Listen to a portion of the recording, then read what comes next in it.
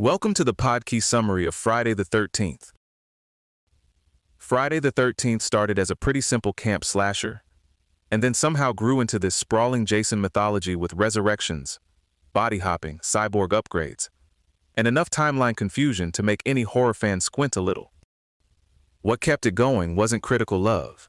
It was the combination of a killer image, reliable box office, a huge merch machine, and a rights situation, so tangled that the biggest threat to Jason turned out to be contracts. And underneath all that, the series helped define what a slasher looks and sounds like, even when it was making the weirdest choices imaginable. One of the key twists in this franchise happened almost immediately. In the first movie, Pamela Voorhees is the killer, and Jason is mostly there as a shock at the end.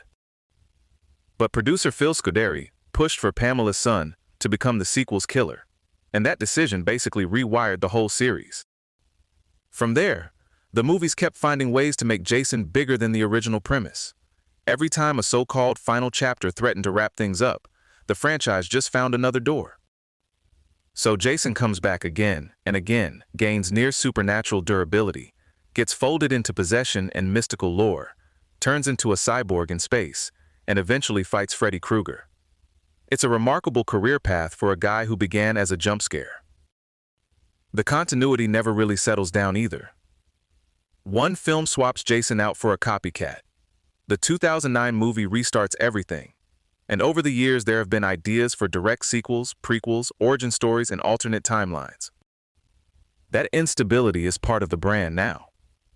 Friday the 13th doesn't protect continuity like a sacred text.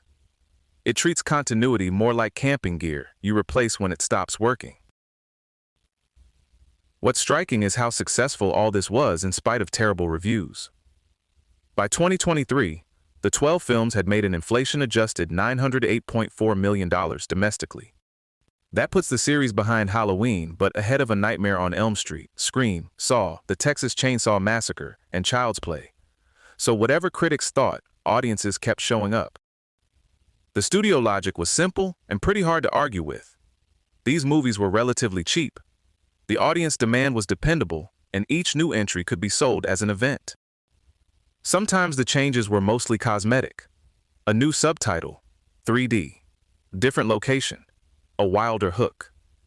Just enough to say, yes, you've seen this before, but maybe not quite like this.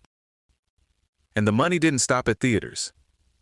More than 5 million DVDs had sold by 2005, and over 100 licensed products brought in more than $125 million. That's a big reason Jason lasted. This wasn't just a film series, it was a durable horror brand with fans, collectibles, and a very marketable silhouette. Artistically, Friday the 13th didn't really try to recreate Halloween's elegance. It simplified the slasher formula and made it more direct.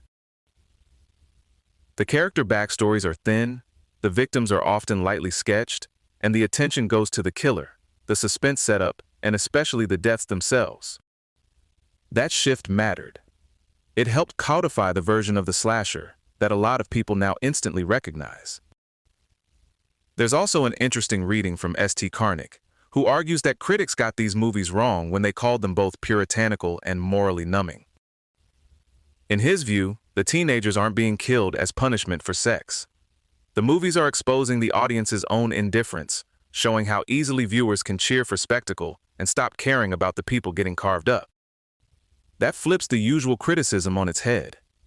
The lack of compassion becomes part of the point, a way of confronting the appetite for violence and then letting horror and laughter release some of that social anxiety.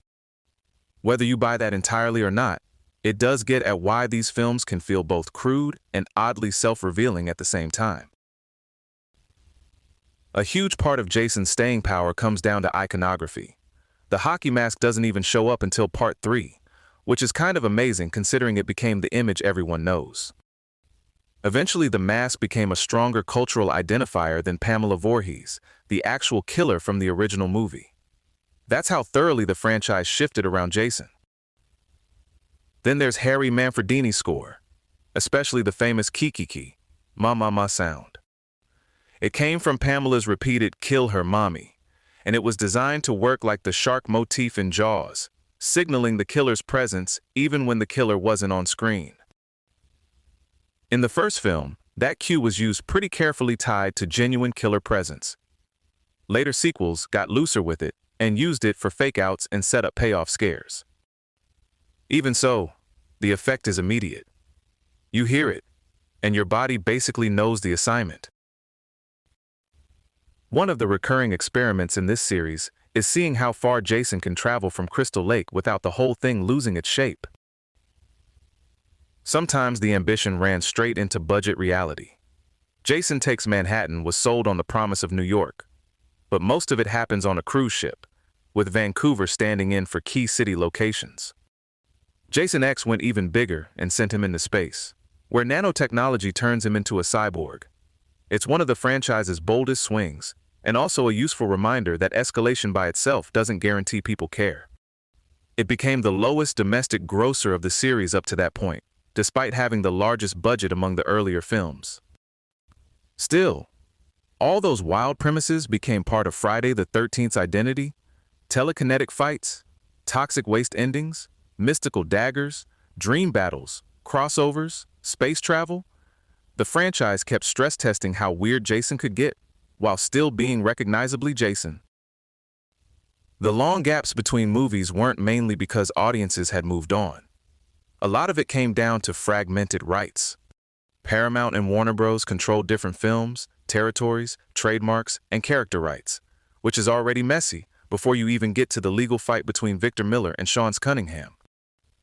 Miller argued he could terminate the original screenplay transfer and won domestic rights in 2021.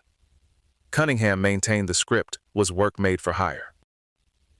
That dispute helped freeze sequels, reboots, and other plans for years. So while fans kept hearing announcements, a lot of those projects either changed shape or vanished. A Paramount reboot was canceled in 2017, rights shifted back to New Line and Warner in 2018, and later ideas included a winter-set Camp Blood movie, a new video game, an old-school treatment, and the Peacock and A24 prequel series Crystal Lake, now scheduled for 2026. For a franchise about an unstoppable killer, it's funny how often the real obstacle was paperwork. Friday the 13th also expanded way past the films. There was even a 72-episode television series built around cursed antiques, and it intentionally left out Jason and the hockey mask, so it could function as its own supernatural show.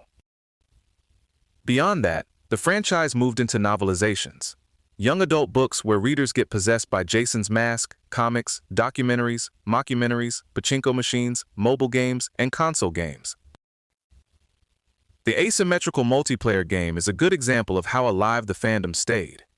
It raised more than $1.09 million from over 28,000 backers through crowdfunding.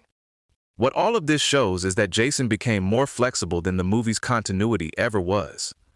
Different media could reinvent him through cults, cloning, zombies, alternate versions, and crossovers. That's how a low-budget slasher series turned into a character brand. The story doesn't have to stay stable as long as the image, the vibe, and the promise remain intact. So the odd magic of Friday the 13th is that it survived by changing constantly while staying instantly recognizable. The mask, the sound, the formula, the flexibility, all of it kept Jason alive far longer than a campfire shock ending ever should have.